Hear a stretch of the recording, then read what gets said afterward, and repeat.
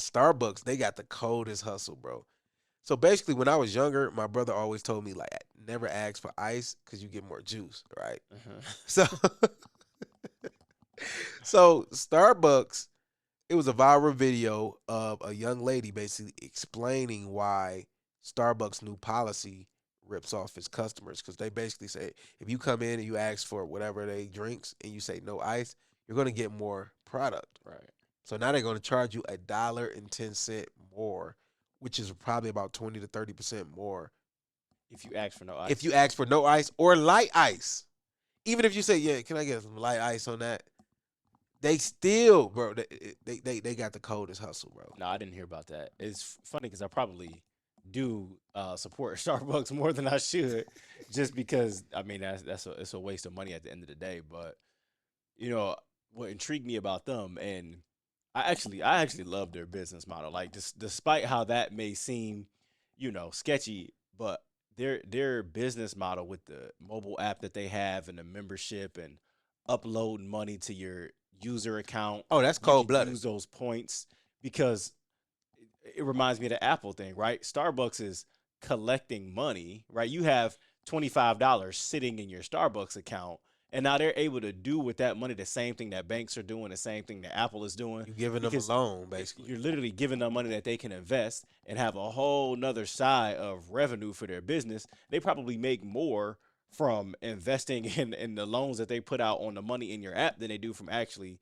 selling a coffee because the profit margins, even though the coffee is expensive, right? The profit margins are much smaller on that versus people, 100 million customers having 25 and $30 sitting in that account, and they're constantly able to leverage that. And then they got the whole point system where I can't even explain it, but that whole side of it is just it's pure genius for them because it's much Yes. bigger than just you come give us cash out of your pocket for this coffee. No, you sit a bucket of money over here that's specifically set aside for coffee. But when you're not buying it, we're still using your money. So whether you buy coffee with this money or not, Right. Starbucks is still able to profit off of it. They're profiting twice, They're right? profiting. I Because was if I just about have to say, $25 in my yes. Starbucks account and it's hey, sitting there for a month, well, they've done whatever they've done. They made a little bit of return off that 25, and then I'm still gonna go buy coffee with that $25. So they profited when they invested my money and when I bought the coffee. And then I'm just gonna reload the car and put another 25 right back on there. Right. So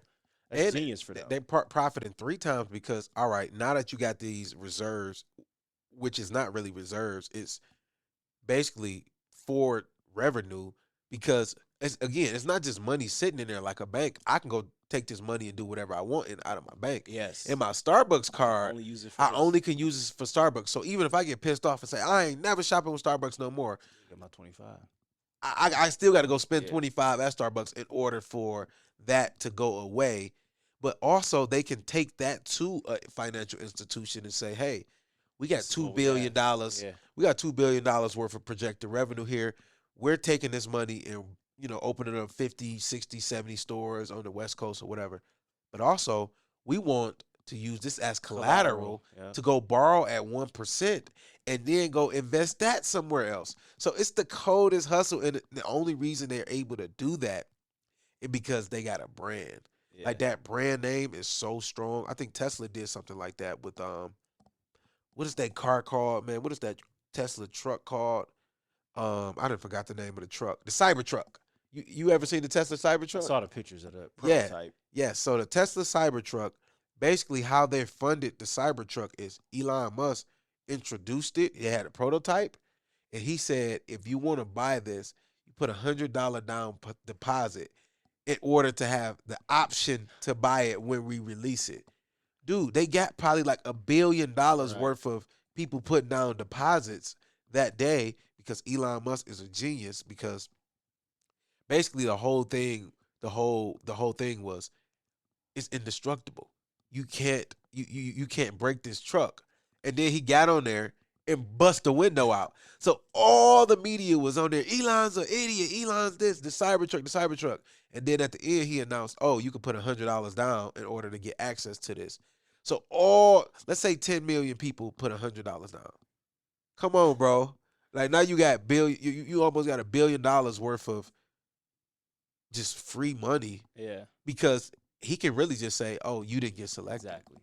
Exactly. Not nobody even wants to buy the truck, but it don't matter because I got you to pay for something I never even had to deliver on.